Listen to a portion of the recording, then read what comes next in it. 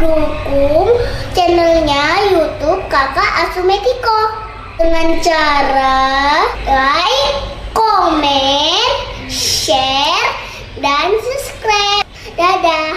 Namo Sangya Adi Budaya, Namo Budaya. Perkenalkan, nama saya Aurora Celia. Saya merupakan salah satu adik asuh Metiko. Saya berasal dari Aceh, Kota Langsa. Saat ini saya bersekolah di SMA Negeri 3 Langsa dan duduk di bangku kelas 3 SMA. Pada kesempatan kali ini, topik yang akan saya bahas adalah mengenai pandangan agama Buddha terhadap bunuh diri. Akhir-akhir ini, kita sering sekali mendengar tentang kematian akibat bunuh diri. Kasus bunuh diri bukan hanya terjadi di negara Indonesia saja, tetapi di negara lain juga terjadi. Seperti yang telah diberitakan di surat-surat kabar. Di Seoul, Korea Selatan, makin banyak warga yang memilih untuk bunuh diri. Kasus bunuh diri yang mencapai rekor tertinggi sepanjang sejarah itu terjadi akibat depresi gara-gara kondisi perekonomian serta perubahan drastis masyarakat. Di Korea, tingkat bunuh diri pada tahun 2005 adalah rekor tertinggi nasional sekaligus menjadi yang tertinggi di antara anggota Organisasi Kerjasama Ekonomi dan Pembangunan menurut pejabat Biro Pusat Statistik atau BPS.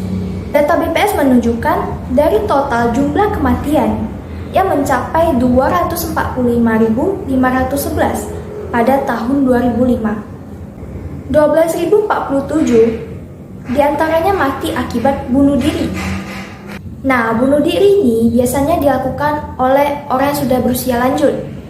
Media lokal menyebutkan kalau hal itu dikarenakan kesulitan ekonomi ataupun penyakit yang mendorong orang berusia lanjut ini memilih untuk bunuh diri. Menurut Menteri Kesehatan dan Kesejahteraan Korea Selatan, tingkat bunuh diri di negaranya itu sangat melonjak drastis dibandingkan dengan anggota Organisasi Kerjasama Ekonomi dan Pembangunan atau OECD dalam 10 tahun terakhir. Statistik keadaan OECD pada tahun 2002 menunjukkan bahwa 18,1% dari 100.000 orang Korea itu mati disebabkan oleh bunuh diri. Jumlah itu sendiri termasuk peringkat keempat bunuh diri di antara 29 negara. Peringkat pertama diduduki oleh negara Hungaria. Yang peringkat kedua yaitu Meksiko. Ketiga itu Jepang dan yang keempat negara Korea. Sedangkan pada tahun 2005, Korea mencapai peringkat pertama bunuh diri dengan jumlah 26,1% dari 100.000 orang mati bunuh diri. Bunuh diri merupakan salah satu masalah sosial yang amat sukar dicari penyelesaiannya. Sejak zaman dahulu hingga sekarang, manusia itu telah mengenal cara-cara untuk bunuh diri. Pada zaman dahulu, manusia melakukan bunuh diri karena gagal dalam melaksanakan tugas ataupun kalah dalam medan perang.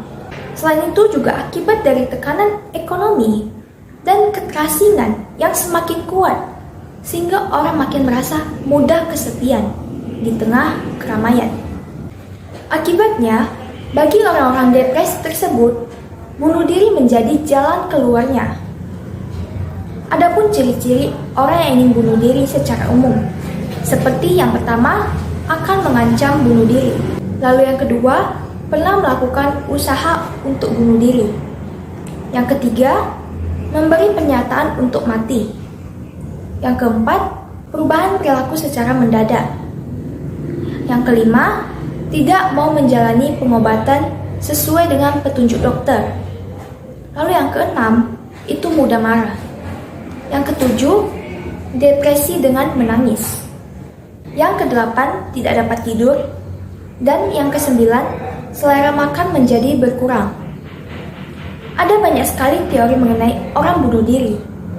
Bunuh diri ini terjadi jika hubungan individu dan masyarakat itu terputus sama sekali. Umumnya, bunuh diri ini dilakukan oleh faktor stres atau tekanan hidup maupun tekanan ekonomi.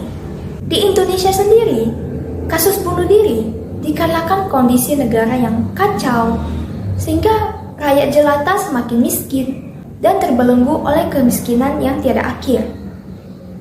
Dalam kondisi ini pula, bunuh diri merupakan tuntutan norma masyarakat yang menganggap hal ini sebagai perbuatan terhormat.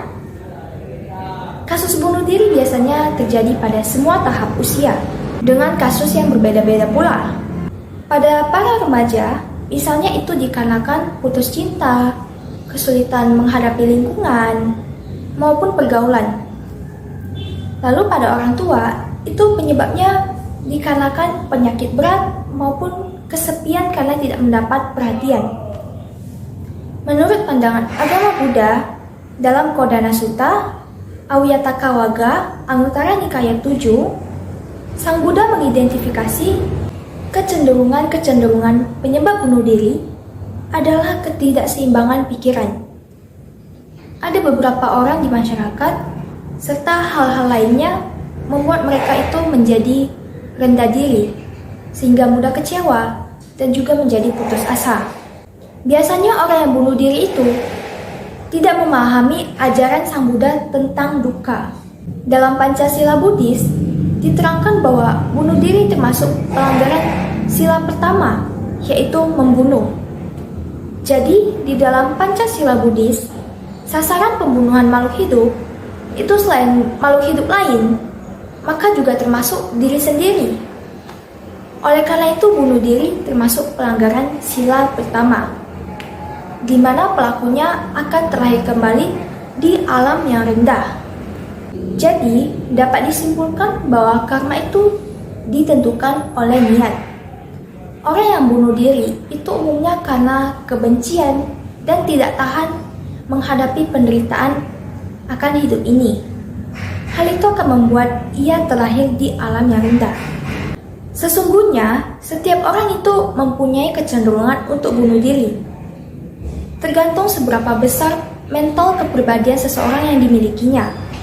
Orang yang kepribadiannya kaku lebih mudah untuk melakukan bunuh diri, jika saja ada perubahan-perubahan yang tidak menyenangkan terjadi pada dirinya, dibandingkan dengan orang yang kepribadiannya fleksibel. Perbaikan kehidupan masyarakat seperti ekonomi, keamanan, perbaikan jaminan, pelayanan sosial, langsung atau tidak langsung, itu merupakan sebuah pencegahan untuk bunuh diri.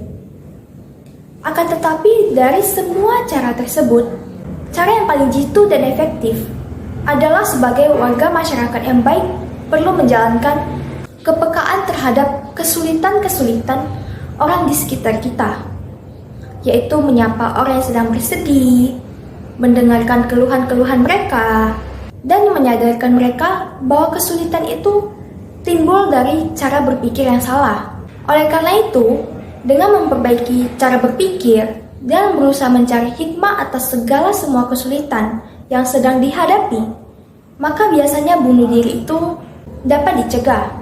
Karena orang itu akan bangkit semangat untuk memperbaiki kualitas dirinya. Sang Buddha bersabda, "Sungguh sulit untuk dapat dilahirkan sebagai manusia. Sungguh sulit kehidupan manusia. Sungguh sulit untuk dapat mendengarkan ajaran benar. Begitu pula sungguh sulit munculnya seorang Buddha."